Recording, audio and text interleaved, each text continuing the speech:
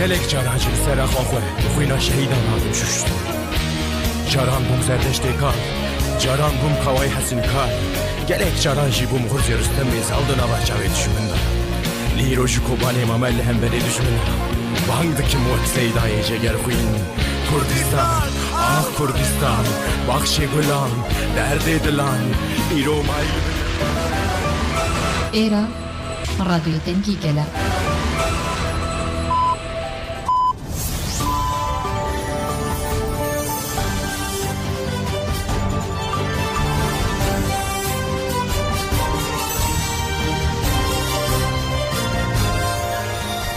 لرکه بیسرمان سلاوتان لبم کاتتان باش پرزن برمتی ها کارن حالا کنیم را پنجشنبه 18 نیسان 2024 پیشکش کن بیسرمان بن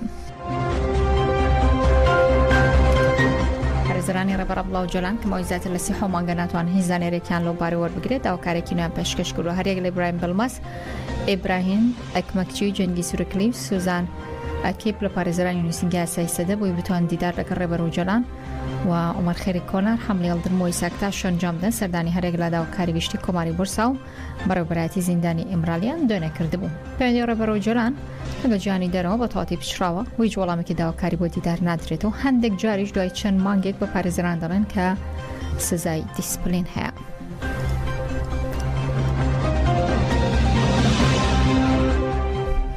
لکامپی پنابرانی شد رستم جودی لمخمور چالک شگری با آزادی جسر برو جلان که لبیستی تموزی 2023 دسی پکرول روشی 274 مین دابر دوما لبیستی تموزی 2023 لکامپی پنابرانی شد رستم جودی لمخمور لپنا آزادی جسر برو جلان چالک شگری دسی پکرول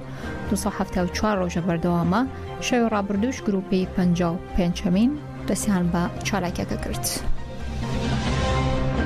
آگاهی جربر خوانینه اوسه سالم آگاهی جربر خواتنینه هر انسانی که گوته گرتن مافی بی های کو مالبات خوره پارازر خوره هفدیتنه بکه ایشته دولتا ترک وی مافی جناده ربرتی به جای کو امجی کو ج ربرتی را بکن کو امجی اتفاقا خو خورد بکن و ام ربر خو خودی در کون لازمه ام وک جن و وک جوان گرک اف باره نکی زحفترت کوي سر ملي جنيوت کوي سر ملي جوانا ده گرک ام ربرتی خو خودی در کون دوی تملی مازن ده ابع تملی چو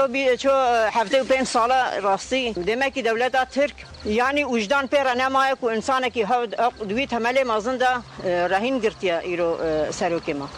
وجا گرک امجی ربری خو خودی در کون و امجی اتفاقا خو چکن و یکیتیا خو خورد بکن و امجی دست ربری خو و شورش خو ام دست و خورد دولت ترکجی دو خواوت لپ خواوت هر داری ربری ما نقابینا 4 دیوار ده گرتیا دملکی ده از حواله ما ایرو زندان ده برخوادانی که کی به هم پرد نمشاندن حتی کو ام سروک آزاد ام نگهنا سروک خود نف خود نبین افچالکی ما بردوام بن و ام دوجن بی سروک جیان نابه و بی سروک جیان نابه و شهید نامرن و شهید نامرن نگلتان بردام دبین منگرتنی زندانیانش با آزادی و جلان لاسا و 44 من روش دا بردام لدرجه کارو چالککان با آزادی جسر برو جلان منگرتنی زندانیانی سیاسی لترکیه با کوری کردستان لاسا 44 من روش دا ولو قناقی دومش دا بردام زندانیانی سیاسی لزندانکانی با کوری کردستان و ترکیه لچارچی حالماتی آزادی برو جلان چهار سری سیاسی با پرسی کرد منگرتنیان لخواردن دست بکردو چالککل روشی 144 من دا بردام منگرتن لخواردن 28 تشرینی دوم وکو مبسله سال رابردو کو به شکل حالماتی آزادی برو جلان چهار سری سیاسی با دوزی کرد دستی پکرو لقناقی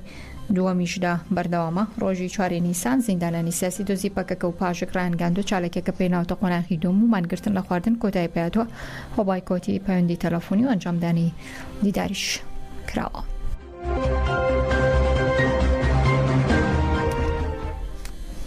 زیاتر ل 3 سال گوشه‌گیری تند ل دژیر بر بلاو جلان بروید چه رگه به پارێزەر و خانوادەکەشی نادرێ سەردانیکەن ئەوش نیگەرانی لای گەل دروست کرد چەند هەوڵاتێکیش لە سلێمانی دەڵێن پێویستە گەلی کورد بە یەکدەنگ داوای ئازادبوونی ڕێبەر و جەلانکەن چونکە ئەو دەتوانێت ئاشتی بێنەتارەوە و ڕێبەرایەتی گەلەکەی بکا بۆ ئازادی. وەکو کوردێک داوا ئەکەم لە کۆمەڵگەی نێودەوڵەتی کەوا گوشاری زیاتر بخەنە سەر حکوومەتی تورکیا بەڕێز ئۆجالان ئازاد کرێ و لە بێتە دەرەوەی زیندان و ئازادانە ژیانی خۆی بەرێتە سەر چونکە هەموو میلەتێک مافی خۆیەتی لە جیهانە کە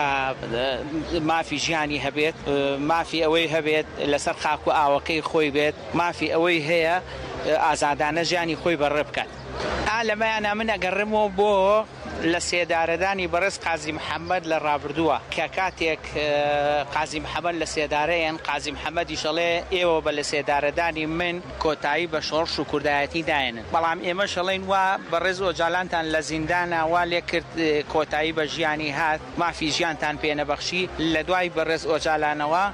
ژیان ناوەسێ کوردبوون ناوەسێ مێژووی کورت ناوەسێت شۆڕشیش ناوەسێ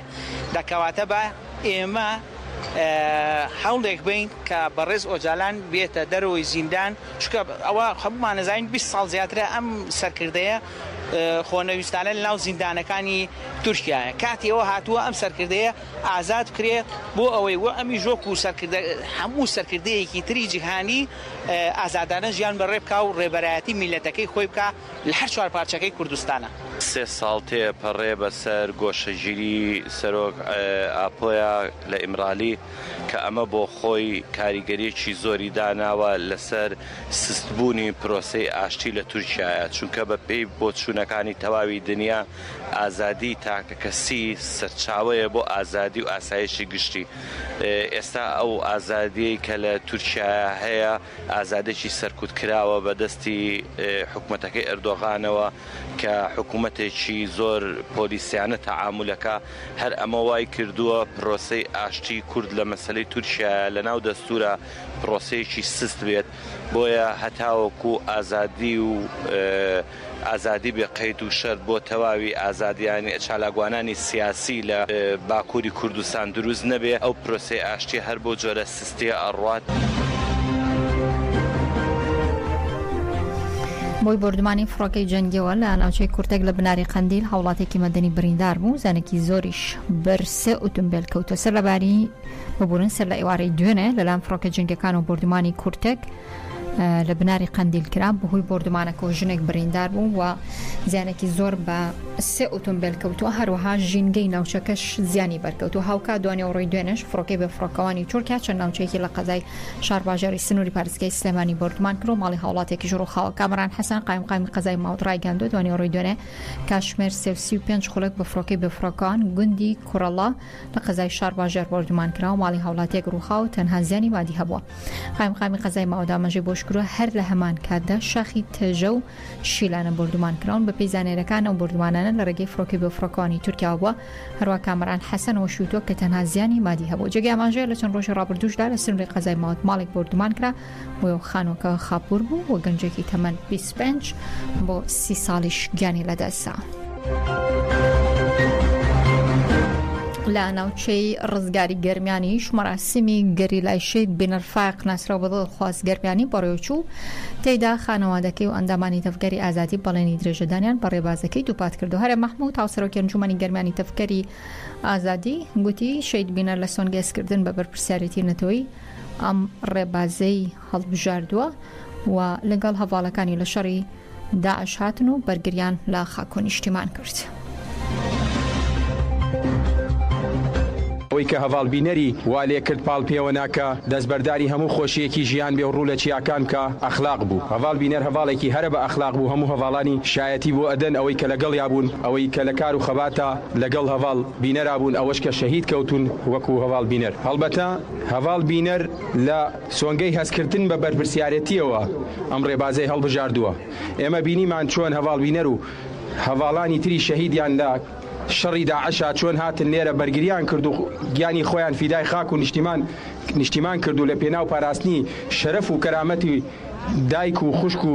کەسانی ئێمەدا بەخت کرد. دیسانەوە هەواڵ بینەر ئەو ڕێبازەی بەردەوام کرد. هەواڵ بینەر هەواڵێکی هەرە باڵایە چونکە گەیشتە پلەی شەهادەت لە ڕاستیە ڕێبازی هەمومانە. لێرەدا هەرچی بڵێن هەرچی بکەین لە بەرامبەر بە ماڵباتی شەهیدان هێشتا کەممان کردووە ئەمە بەڵێن بە ماڵباتی شەهیدانە دەین کە ئەو ڕێبازەون ناکەین هەتا شەهادەتی ئێمەش بەردەوامە بین لە دوای ئێمەش هەواڵی ئێمە دڵنیان کە ئەو ڕێبازە بەردەوامەکە و خوێنی ئێمە لە ئەرزاناکەی و خوێنی هەواڵ بینەر بەزایە نەڕۆیشتووە. ئێوە خۆتان هەموو شایەتی ئەو هەموو ڕووداوە بوون ئەو هەموو هێرشانە بوون لە سەرگەلی ئێمە. هەواڵ بینەر کە خەڵکی ڕزگاری خۆی دنیای قوربانی داوە هەموو کە سوکاری ئەنفالن دژمنی ئێمە هەموو یەکە لە تورکیا بێ لە سووریا بێ لە ئێران بێ لە عێراقا بێ هەموو یەک بوون تەنها کوردبوونی ئێمە بەس بووە بۆ ئەوەی ئەوان بە شێوازی جا ئێمە قڕکن. دەوڵەتی تورکیا بەیانی دوێنێ لە هەرمی چای کاتۆ هاتوچۆی بۆ مای 15 ڕۆژ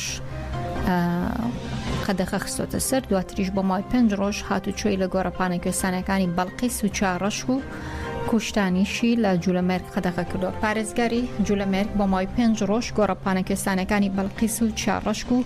کوشتانینی لە سەر سنووری باشووری کوردستان و جوولەمێرگی باکووری کوردستان وەکو هەرێمی ئاسایشی تایبەت ڕاگەاندووە. لە کاتژمێرەکانی سەردەبەیانی دوێنەوە بە زرێپۆش و هەلیکۆپتەر سەرباز ڕەوانەی ئەو هەرێمانە کراون تاوەکو 5 ڕۆژی دیکە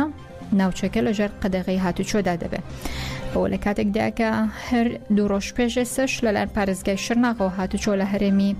چای کاتەوە بۆ مای 15 ڕۆژ قەدەغە کرا و ئەو ناوچەیەک و هەرێمی ئاسایشی تایبەت ڕاگەاندرا. 36 ساڵ تێپەڕی بەسەر کارەساتی ئەنفالدا کە 182,000 کوردی بێتاوان بە زیندوی خرانە ژێرخاکە و دوای ڕوخانی ڕژێم و دۆزینەوەی بەشێک لە گۆڕەپانە بە کۆمەڵەکان تا ئێستا نەتوانراوە ڕێژێکی بەرچاو لەو ڕووفاتانە بهێنرێتەوە بۆ زیێتی خوان کە سوکاری ئەنفالکراوان داوا لە هەورد و حکوومەتی عێراق و حکوومەتی ماوەسەرچووی هەرێمیش دەکەن ڕووفاتی عەزیزانیان بگەڕێنەوە بۆ زیێتی خوان و دەڵێن بەهێنانەوەی ئەنفالکراوەکان ئارامێک بۆ دڵنیان دێ و دەشڵێن حکوومەتی ماوەسەرچووی هەرێم کەم تەرخەمە لە هێنانەوەی ڕووفاتی کە سوکاریان. فالکراوە من بۆیان بەرمەوە ئەرزێکیان داوەتە کە سوکاریان فالتکایە وەرن بیبەنەوە هەمووی بۆ بە شەڕ و ئاژاوە مەینەتی و ناخۆشی بۆم عایلەکانیان یعنی تۆ ساوە معاشی ژنی مستەشارێک دوو ئۆنێ ژنی ئەنفالێک داواکاری مانەوەی هەموو ڕووفاتی ئەنفالەکان بێتەوە هیچیان دێ نەمێنن لە خاکی غەریبی زۆر بێگۆڕ و کفتن زۆر بێنازن هیچ داواکارم بەس داواکاری و ڕووفاتەکانم بۆ بێتەوە بەچمە سەر قەبرەکانیان تاوێ دانیشی داواکاریمان بەسەوەیە تەرمەکانمان بۆ بێتەوە بزانی کامە قەبرەکانیانە و چینتاوە لە سەریان دانیشی لە خەڵقەشقین ئێمە 100 سەلامە ئەنفال بوو 100 سەلام لە کۆرەدەیەک یەک دەیەک 100 سەلا ئەوەی شوان بوو ئەوەی گاوان بوو ئەوە جوتیار بوو ئەوە چێبی ئەنفالی کرد و بردی ئەرەوەڵا کاکە نەما ئیجا خانکانیانیش ڕمان یەک خانک ماوە پاوە نەما گەشی ڕمان تەینا هینێک ماماوە تەینا 3 سەلام دەشی 4 سەلام دەشی لە قەشقا 4 سەلامەکەش خواگای لە هاتێنە دوانی لەگەڵتان بەردەوام دەبین دەچینە عێراق و پەرلەمانتارانەی کە ڕۆژی چوارشەممە لە کۆبوونەوەی پەرلەماندا ئامادە نەبوون 1 ملیۆن دینار لە موچەی هەرێکێکیان بردراوە. سەرۆکاتی پەرلەمانی عێراق ناوی ئەو پەرلەمانتارانی بڵاو کردوێتەوە کە لە کۆبوونەوەی ڕۆژی چوارشەممە 7 نیسانی پەرلەمان ئامادە بوون کە 162 پەرلەمانتارن و 166 پەرلەمانتاریش ئامادە نەبوون سزادراون. هۆکاری سزادانیشان گەڕێنراوەوە بۆ ئامادە نەبوونی ئەو پەرلەمانتارانە کە بووەتە هۆی تاونەبوونی ڕێژەی یاسایی ئەندامان و دواتر بەشداری نەکردنی دانیشتنەکە. دەسەی سەرۆکاتی پەرلەمان ڕایگەاندووە و پەرلەمانتارانە ئامادە نەبوون بۆ فەرمانگەی دارایی پەرلەمان ناوەکانیان نێراو بۆی بڕی 1 ملیۆن دینار لە هەر پەرلەمانتارێک ببڕدرێ. زەینەب جاشی یەکێک لەو پەرلەمانتارانەیە کە ئامادەی کۆبوونەوەکە بووە ئەو دەڵێ بڕیاری سزادانی پەرلەمانتارانی ئامادە نەبوو جێبەجێ دەکرێت و کارێکە بۆ ڕێخستنەوە دەبێت هەموو پەرلەمانتاران پابندی دانیشتنەکان بن. بڕیار بوو کۆبوونەوەکە کاتژمێر 1 نیۆڕۆ دەست پێ بکات جگە لە پەسەندکردنی هەموار یاکەمی یاسای دەستێک داواکاری مڵکایەتی خوێنەوە یەکەم بۆ 3 ڕەشنووسی یاسا لە کارنامەکەیدا هەبووە. ئەنجومەنی باڵای ڕێکخراوی خاوەن پێداویستە تایبەتیەکانیش لە بینای کۆمەڵی کورتە باڵاکان نەستەوانی لە کۆنگرێکی ڕۆژنامەوانیدا لەسەر پرسی زیادکردنی موچەکانیان و خراپی دۆخیان کۆبوونەوە لە کۆنگرێکی ڕۆژنامەوانیشدا سامان حسێن وتەبێژی ئەنجومەنی باڵای ڕێکخراوی خاوەن پێداویستە تایبەتیەکان باسی لەوە کرد کە ئەنجومەنی نوێنەرانی عێراق بڕیاری زیادکردنی موچەی کەم ئەندامانی دەرکردووە لە 170,000 بۆ 250,000 وەکو ئەنجومەنی ڕێکخراوی خاوەن پێداویستە تایبەتیەکان لەسەر بڕیارە کۆبوونەتەوانێ و باسی لەوەش کرد کە دەمانوێت بە هەمووانی ڕابگەێنین کە ئەو بڕیارە ئەوان ناگرێتەوە. وەکو وەکو ئەنجومەنی ڕێکخراوە خاوەن پێداویستە تایبەتەکان لە شاری سلێمانی چەند پامێکی گرنگمان هەیە کە بیگەێنین. هەمووتان ئاگادارن چەند ڕۆژێک لەمەوە بەر لە ئەنجومەنی نوێنەرانی عێراق پەرلەمانی عێراق بە کۆی دەنگ بڕیار لەسەر زیادکردنی موچەی خاوەن پێداویستە تایبەتەکان درا لە 170,000ەوە بۆ 250,000 دینار و ئیلزامیشی کرد بە حکوومەتی عێراقی کە کار بە بڕیارەکە بکات و لە واقعی عێراقیش بڵاو بکرێتەوە بۆی ئیشی لەسەر بکرێت. هەرچەند زیادکردنی ئەو بڕا بۆ حکوومەتی عێراقی زۆر نییە. 70,000 دینار بۆ موچەی کەمەندامان زۆر نییە، هیچ لە ژیانی کەمەندامان ناگۆڕێ. بەڵام ڕۆژانێک بوو کەمەندامانی عێراق خواستیان هەبوو کە وەکو کەمەندامانی کوردستان موچەیان هەبێت بۆ موچەیان بۆ زیاد بکرێ و خاوەنی موچەیەک بن. بەڵام ئێستا پێچوانە بۆتەوە کەمەندامانی کوردستان خاوەن پێداویستە تایبەتەکانی کوردستان خوازیاری ئەوەن کە وەکو کەمەندامانی عێراق موچەکەیان بۆ زیاد بکرێ. بۆیە بەڕاستی ئێمە وەکو ئەنجومەنی ڕێکخراوە خاوەن پێداویستە تایبەتەکان کە ئەم ڕۆکۆبوونەوەمان کردووە لەسەر ئەم بابەتە و کەمەندامێکی زۆر و خەڵکێکی زۆر پرسیار لە ئێمە ئەکا ئایا ئەم زیادکردنی موچەیە کەمەندامانی کوردستان دەگرێتەوە یاننا. زۆر بە ڕاشکاوانە بەداخەوە پێتان ئەڵێن نەخێر کەمەندامانی کوردستان ناگرێتەوە. لە بەرزایەکانی سەڵاوی سەر بە پارێزگای سنەی ڕۆژهەڵاتی کوردستان کۆڵبەرێک بە تەقەیە زەمنەکانی ئێران کوژرا و کۆڵبەرێکیش لە سنووری بانە زیاتر لە 2 ڕۆژە بێسەروشێنە. بەپێی راپۆرتی ڕێکخراوەکانی مافی مرۆڤی ڕۆژهەڵاتی کوردستان دوێنێ هەفتە کۆڵبەرێکی ببورن. دوێنێ چوارشەممە هەفتەی مانگ کۆڵبەرێکی خەڵکی مەریوان بە ناوی سەیوان دەست ئەفکەن لە بەرزایەکانی تەتی هەوڕامانی سەر بە پارێزگای سنە بە تەقەی هێزانمنیەکانی ڕژێمی ئێران کوژراوە. بەپێی زانەرەکان هێزانمنیەکانی ئێران بەبێ هیچ ئاگادارکردنەوەی دەستڕێژی گولان لە کۆڵبەران کردووە لە ئاکامدا سەیوانگانی لەدەستاوە. سەیوان دەست ئەفکەندی تەمەنی 35 ساڵە خێزاندار و باوکی منداڵێکە خەڵکی گوندی دەرە پەیمانی سەر بە شاری مەریوان بووە. بۆی ڕادەستنەکردنەوەی تەرمی سەیوان گرژی لە نێوان هێزانمنیەکانی مەریوان و خەڵکی شارەکە ڕوویداوە. لە ئاکامی گوشاری خەڵک ناچار بوون تەرمەکە ڕادەستکەن و بەرەبەیانی ئەمڕۆ لەلایەن کەسوکارەکەەوە بە خاک سپێررا. ملەیتەتە دەکەوێتە نێوان شارەکانی پاو و مەریوان لە پارێزگای کرماشان و سنە یەکێکە لە ڕێگاکانی هاتوچۆی کۆڵبەران بۆ ناوچە سنوورەکانی باشووری کوردستان کە لەو ڕێگەوە زیاتر کەلوپەری کارەبایی نێوماڵ و جلوبەرگ دەکواسنەوە بۆ ڕۆژهەڵاتی کوردستان. هاوکات هەر لە پارێزگای سنە زیاتر لە 48 کاتژمێر کۆڵبەرێکی خەڵکی سەقز بە ناوی محەممەد ڕەحیمی تاوەکو ئێسا بێسەروشەنە و هیچ کەس لە کەسوکارەکەی هیچ زانێرێکیان لە بارەوەریە. بە گوێرەی کۆڵبەر نووسکە بە دوواداچوون بۆ دۆخی کۆڵبەران دەکات. محەممەد دوای تەقەی هێزە ئەمنیەکان لە بەرزایەکانی شاری بانە دیار نەماوە و گەڕان بە دوایشیدا تاوەکو ئێستا بەردەوامە. لە دوایین هەواڵیشدا جێگیری نوێنەری چین لە نەتۆی گرتوەکان ڕایگەاندووە داوا لە تەل ئەبیب دەکەن بەڕێنامەی ئەنجومەنی ئاسایی شین و دەوڵەتی سەبارەت باگربەستی غەزە جێبەجێ بکەن، هەروە دەستبەرداری پلانەکانی ئەنجامدانی هێرشی سەربازی لە ڕەفەح بن. کەنگ شوانگ جێگیری نوێنەری چین لە نەتۆی گرتوەکان لە میانی کۆبوونەوەی ئەنجومەنی ئاسایی شین نەتۆی گرتوەکاندا سەبارەت بۆ دۆخی غەزە لە گوتارێکدا داوای لە تەل ئەبیب کرد کە بڕیارنامەی ئەنجومەنی ئاسایی شین و دەوڵەتی سەبارەت باگربەست لە کەرتی غەزە جێبەجێ بکەن، هەروە دەستبەرداری پلانەکانی هێرشکردنە سەر ڕەفەح بن و گەماروی سەرکەرتی غەزە هەڵبگیرێ و هەموو دەواازە سنوورەکان بکاتەوە. ئەو دەڵێ پێویستە تەلەبی بواسە دروستکردنی بربەس لە بەردەم گەاندنی هاوکاری لەلایەن ڕێکخرا و دەستگا مرۆیەکانەوە بێنێت. هەر شاد بن.